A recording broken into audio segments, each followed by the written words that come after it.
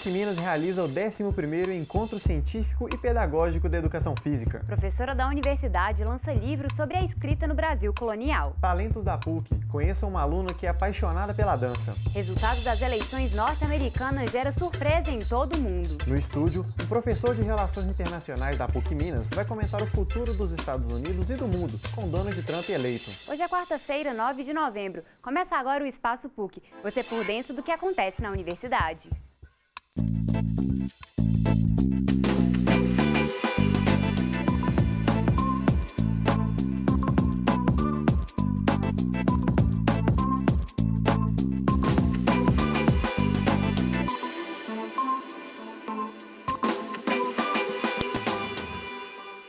Olá, boa tarde. Geralmente, quem gosta de dança não se prende a um único estilo. Com tantas opções, a tendência de quem pratica é transitar pelo universo da dança. Esse é o caso da Cleonice, aluna da universidade que começou com o balé, mas há 10 anos, pratica a dança do ventre. Essa dança misteriosa que tem origem lá no Oriente Médio. Pois é, Giovana, e você confere todos os detalhes no quadro Talentos da PUC.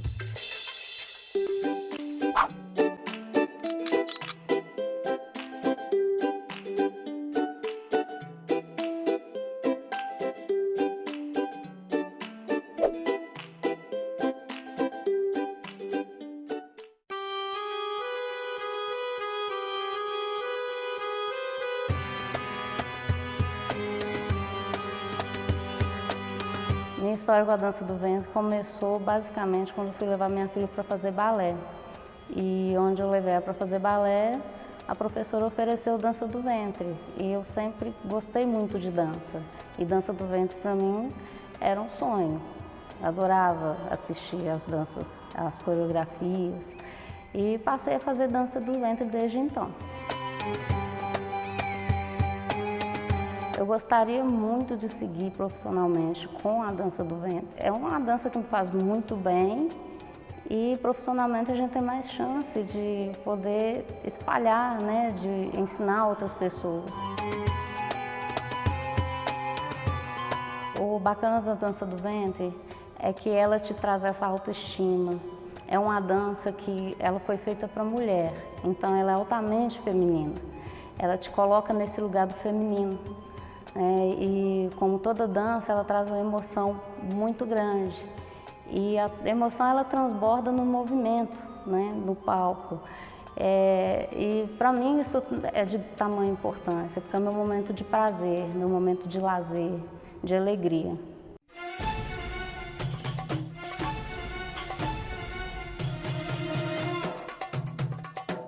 Eu trabalho num projeto com pessoas da terceira idade que coube aí fazer a dança do ventre. Foi uma proposta que elas aceitaram de coração aberto e é um trabalho bacana que combina com o curso que eu faço, que é o curso de serviço social, porque a gente trabalha autonomia, a gente trabalha a questão da mulher, não só como dona de casa, como mãe do lar, mas também como mulher. Elas se emocionam muito porque eu levo elas no teatro para fazer apresentações nos festivais. E para elas é um momento assim diferente, que elas não tiveram oportunidade de conhecer antes. O palco para elas é uma novidade que elas gostam muito, se doam, são compromissadas. E a dança do ventre trouxe esse momento para elas. Meu nome é Cleonice de Fátima da Silva, sou aluna do curso de Serviço Social, sou dançarina de dança do ventre.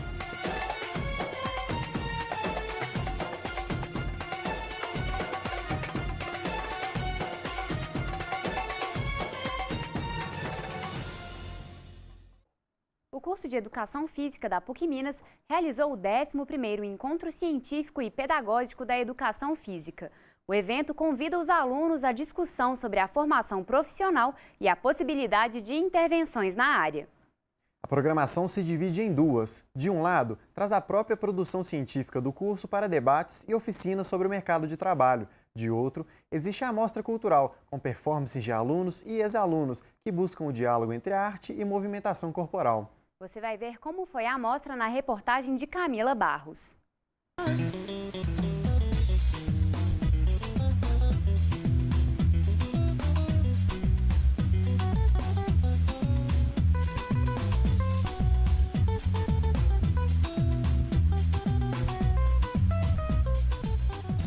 estamos aí às voltas com a realização da 16ª Mostra Cultural. É uma atividade interdisciplinar, né, que já acontece aí há 8 anos e ela é realizada semestralmente. As disciplinas que estão envolvidas, dança, ginástica e lutas. E a gente percebe a riqueza que é desafiar os alunos a produzirem criativamente coreografias, né, pirâmides, rolamentos, dançar em busca na pesquisa de alguns temas. A gente vive num mundo que a linguagem priorizada é a linguagem da fala e da escrita. E a linguagem corporal é extremamente importante, principalmente para quem está se graduando em educação física. Mas mais do que isso, é um diálogo com a arte. Esse ano foi a Lagoa da Pampulha, que foi um local da cidade, um monumento, né, um conjunto arquitetônico que foi declarado Patrimônio da Humanidade. Agora eu estou fazendo educação física, estou quase formando, estou no 7º período, né? E assim, é uma oportunidade única, já é a 3ª vez que eu estou participando da amostra e assim, é sensacional. É um aprendizado que a gente tem da cultura corporal de movimento que é sensacional. O nosso grupo irá apresentar uma amostra diferente, a gente vai trazer a Lagoa da Pampulha e seu cotidiano. Então a gente vai trazer vários contextos, como a febre maculosa, trazendo uma música eletrônica, uma música bem ritmada que vai chamar a galera bem a atenção.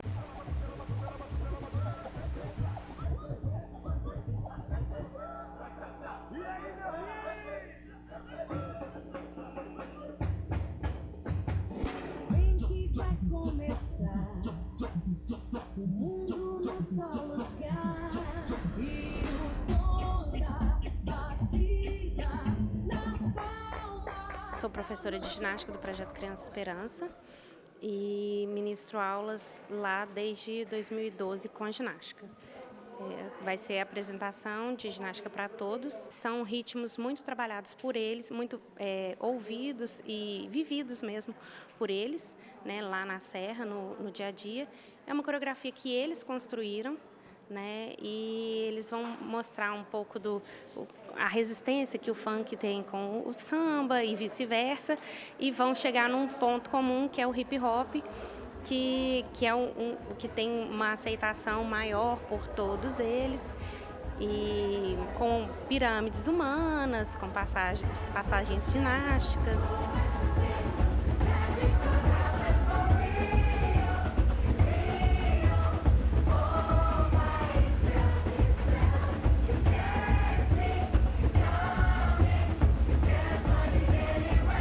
A mostra cultural está dentro de um evento maior que é o INCIPEF, que é o Encontro Científico da Educação Física. Então, os temas que estão mais atuais, a gente procura trazer professores convidados que estão aí mais envolvidos com os temas e também os professores da casa. E esse ano tem uma coisa muito interessante que é a exposição de trabalhos de mestrado e doutorado de ex-alunos. O Encontro Científico Pedagógico da Educação Física é um evento que a gente faz todos os anos para debater os principais temas que estão em efervescência na área, né? O tema desse ano é o debate sobre a formação em educação física, se ela deve permanecer dupla como licenciatura e bacharelado ou se ela vai ser reunificada, porque há uma proposta em discussão no Ministério da Educação das novas diretrizes o reunificarem os cursos de educação física. E a gente vai ter amanhã o debate sobre a PEC, né, e também sobre as propostas de alteração do ensino médio, nós vamos debater isso. Vamos ter também uma mesa com alunos egressos, né, ou seja, formados no nosso curso, que vão debater sobre a sua própria atuação no mercado de trabalho. Eu fiz, né, o meu mestrado aqui no programa de educação, então eles me convidaram para participar de uma mesa redonda e eu vou apresentar a minha dissertação, como eu fiz a minha pesquisa, é sobre uma professora que foi pioneira na educação física, chama Guilmar Meirelles Becker. Então ela já fazia parte da ginástica, então ela ajudou nessa inserção da ginástica como uma disciplina escolar. A questão de disciplinar corpos, de higienizar, até quando isso começou a ser interessante, né, para a sociedade, para produzir, né, digamos assim, corpos perfeitos para uma sociedade ideal, a educação física, naquela época era ginástica, começou a ser interessante nas escolas. Histórias que relatam como a escrita era usada e como ela interferiu na vida da população na época do Brasil Colônia direcionaram a produção do livro da professora Silvia Hack, do Departamento de História da PUC Minas. Por mãos alheias, o uso da escrita na sociedade colonial foi lançado no Espaço Cultura e Fé da Universidade e contou com a presença de amigos, familiares e comunidade acadêmica. Veja na reportagem de Jader Teófilo. Estimulada pela curiosidade em saber como a comunicação era feita na época em que a escrita ainda não era generalizada, a professora Silva Rasch lançou seu novo livro. Eu sempre fui uma apaixonada pelos papéis antigos, pelos escritos antigos, e a minha orientadora, com quem eu já tinha um contato na UFMG, ela trabalha com o período colonial. Então nós juntamos aí um carinho, um estímulo, uma vontade, um desejo que já existia em mim com a área que ela pesquisava. Apesar de refletir a escrita na época colonial, Silva Rasch fez questão de comentar as diferentes formas dessa prática nos dias atuais. Hoje em dia, eu acho que a gente vive, apesar de toda a distância no tempo, um fenômeno muito parecido, porque a gente também passa por um processo de escrita mediada, né? Pelos meios de comunicação, pela internet, muitas vezes também através da televisão, né, jornais, seja como for, a gente sempre está lendo, está escrevendo, está ouvindo, né, está ditando por outros mecanismos. Então a escrita ela não se dá sempre diretamente, né, o decifrar do código que está no papel. Pode se dar de maneira solidária. O livro se destacou e chamou a atenção da editora PUC Minas, além de ser uma aposta dos alunos para ampliar o olhar em relação à leitura. A editora PUC Minas é uma editora universitária, ela é aberta a todas as pessoas, pesquisadores, que submetam seus livros para avaliação.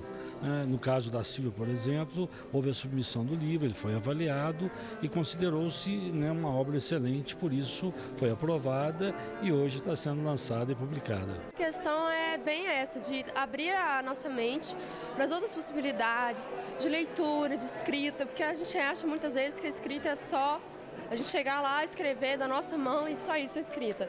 Sendo que escrever tem várias possibilidades, essa questão de ajudar o outro, de mediar alguma coisa. No livro também é possível perceber a relação do empoderamento feminino com a escrita ao longo do tempo. Histórias interessantes, curiosas.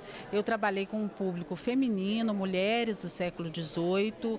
Não é um estudo de gênero, mas eu optei por esse segmento social, porque, na verdade, as mulheres não frequentavam as aulas régias. Então, grosso modo, eram o que a gente chamaria de hoje analfabetas. O que acontece? Mas elas contam, elas narram histórias muito instigantes, bonitas e até literárias, que foram registradas por outras mãos. Então o público vai encontrar aí muitas histórias diferentes, curiosas e empolgantes. O Espaço PUC vai agora para um rápido intervalo. No próximo bloco, vamos repercutir o resultado das eleições norte-americanas, que foram divulgadas na madrugada de hoje. No estúdio, o professor de Relações Internacionais da PUC Minas, Ricardo Guise, vai comentar esse acontecimento que é pauta em todo o mundo. A gente volta já já, não saia daí.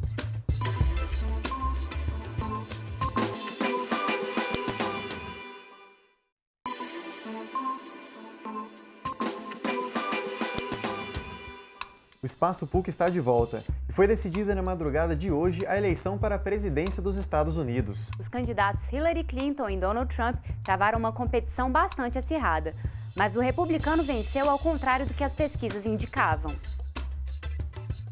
O candidato republicano Donald Trump foi eleito o novo presidente dos Estados Unidos. Trump travou uma intensa disputa com Hillary Clinton, do Partido Democrata, e se sagrou vencedor após conquistar 276 delegados, 6 a mais do que o necessário para decidir as eleições.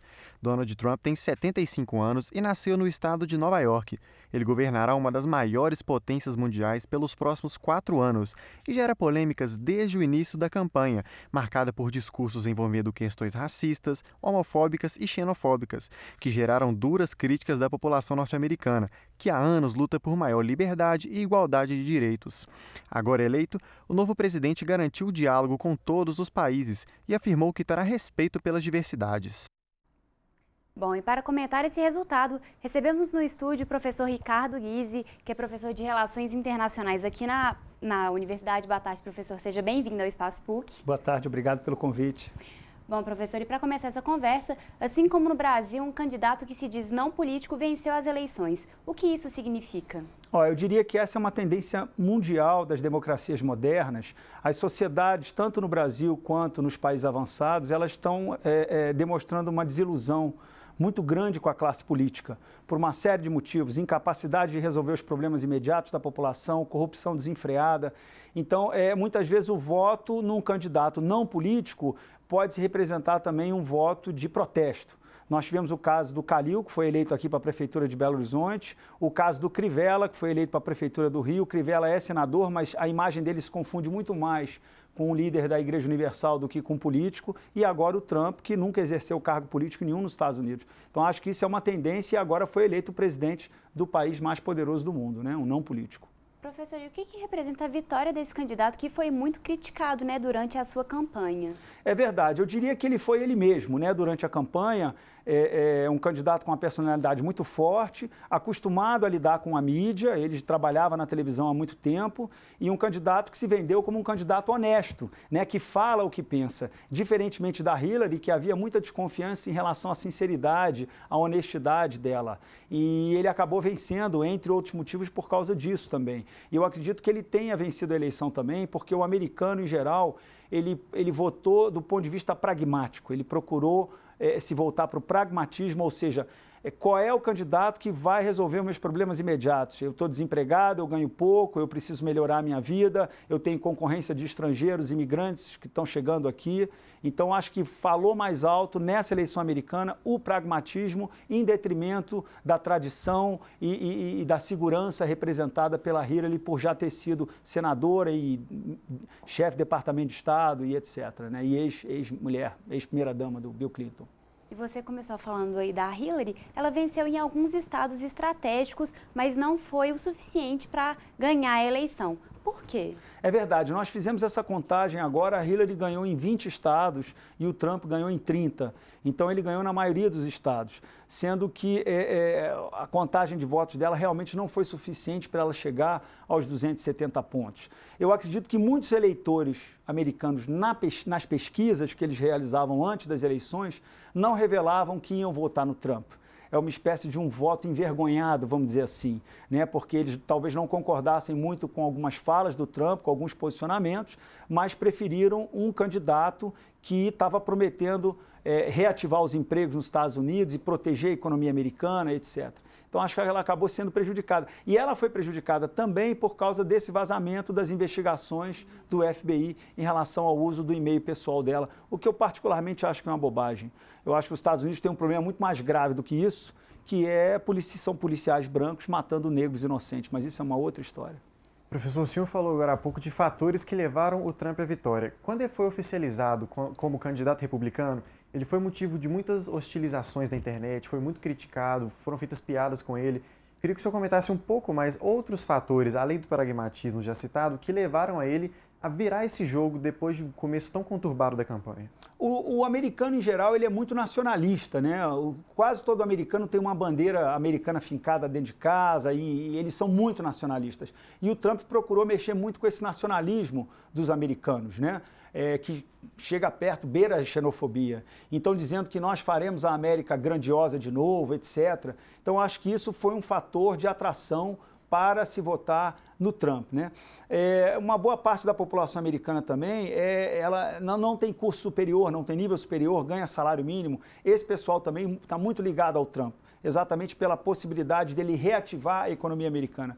Nós não podemos esquecer que ele é um empresário. Seja um empresário de sucesso ou não, ele é de sucesso, embora ele tenha tido 9 falências, pelo que eu tenho visto na mídia, mas isso aí ele acaba se identificando também com o eleitorado que quer uma economia mais aquecida, melhor do que está ocorrendo. O americano, em geral, ele não está muito preocupado com a política internacional, com a política externa. Ele está muito voltado para os problemas internos dos Estados Unidos. Isso é muito comum em países muito grandes, né? Bom, professor, e o Trump ele se diz não político, mas no discurso dele na manhã de hoje foi um pouco político. Na campanha ele falou algumas coisas sobre muro na fronteira do México, mas na manhã de hoje ele disse que queria manter uma relação amistosa, apesar de colocar os Estados Unidos em primeiro lugar. Como que você avalia isso? Bom, o discurso dele foi um discurso de um político vencedor de uma eleição para presidente. Ele procura dizer que vai governar para todos, que vai unificar o país. Todos os presidentes eleitos, eles adotam esse discurso no dia seguinte. Claro, a ideia é o seguinte, não vamos manter o país dividido. Ele quer a unidade para poder governar governar com menos dificuldade, né, no caso dele. Com relação ao posicionamento dele em relação ao resto do mundo, se ele fizer tudo que ele prometeu, nós vamos ter problemas sérios, problemas geopolíticos, se ele resolver construir. Já existe um muro que divide os Estados Unidos do México, mas ele não é muito grande. Ele está prometendo ampliar muito mais esse muro, né? Então, assim, se ele fizer tudo que ele prometeu, nós teremos problemas sérios com o Irã, a relação Estados Unidos e Irã, a relação Estados Unidos com a China, com o México também, tratados comerciais sendo revistos, a própria aproximação que o Brasil fez com os Estados Unidos, com a ideia lá na frente de retirar o visto de entrada obrigatório para nós irmos para lá e os americanos virem para cá, provavelmente isso vai ficar paralisado. Então, agora eu não acredito que ele vá cumprir tudo que ele prometeu, do ponto de vista da agenda internacional dele, porque isso terá uma série de desdobramentos e ele não governa sozinho, ele vai ter uma equipe de assessores, que provavelmente vão orientá-lo, porque em termos de noção de política externa, ele tem uma noção muito provinciana. Você vê que ele fala bem só quando se refere à economia americana. Quando vai para a área internacional, ele comete verdadeiras gafes. Por exemplo, como eu falei uma vez aqui, ele elogiou o Vladimir Putin, ele admira o Vladimir Putin, mas Estados Unidos e Rússia estão em guerra na Síria, uma guerra por procuração, uma guerra terceirizada. Ele pode até tentar uma aproximação, só para terminar o raciocínio, ele pode até tentar uma aproximação com o Vladimir Putin pela admiração que ele tem. Mas quando ele verificar os problemas geopolíticos sérios que os Estados Unidos têm com a Rússia, ele vai ver que isso não é tão fácil assim. Justamente isso, o Vladimir Putin, inclusive, deu os parabéns hoje, ligou para o Trump e falou justamente sobre isso, sobre essa aproximação dos Estados Unidos com a Rússia. Pois é, para ele, para o Vladimir Putin, foi muito boa a eleição do Trump, porque é uma tentativa de amenizar um pouco esse choque, esse foco de tensão que existe entre Estados Unidos e Rússia, não só na Síria, no Iraque, mas em outros lugares do mundo também. Então, para o Putin, isso foi interessante e talvez uma tentativa do presidente da Rússia de cooptar o presidente americano para os seus interesses estratégicos. Claro que isso não vai ser muito fácil, como eu falei, o presidente não governa sozinho, ele tem uma equipe de assessores, né? Mas para o Vladimir Putin foi excelente, inclusive talvez ele tenha ajudado um pouco com essa questão dos e-mails da Hillary aí, deixando que o Edward Snowden soltasse mais algumas coisas lá. Professor, o Donald Trump ele é alguns bons anos mais velho do que o Barack Obama, agora ex-presidente. O senhor pode ver alguma diferença que essa idade vai fazer na nova atuação e de que forma que a gente pode ver o Obama daqui para frente na política americana?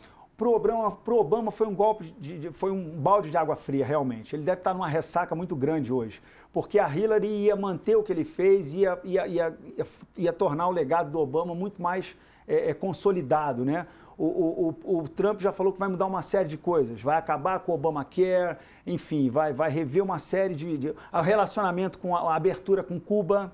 É capaz do Trump também botar um freio nisso. Então, assim, para o Obama, realmente foi talvez um dos piores dias dele nesses 8 anos de governo do Obama. Agora, com relação à idade avançada do Trump, pelo que a gente viu na campanha, parece que ele está com a saúde muito boa, né? Ele tem um vigor muito grande. Eu acredito que a idade avançada não será um problema do ponto de vista da saúde. É uma pena que com 70 e tantos anos ele não tenha aprendido um pouco mais sobre boas maneiras, sobre elegância, sobre tolerância, né? Tudo isso.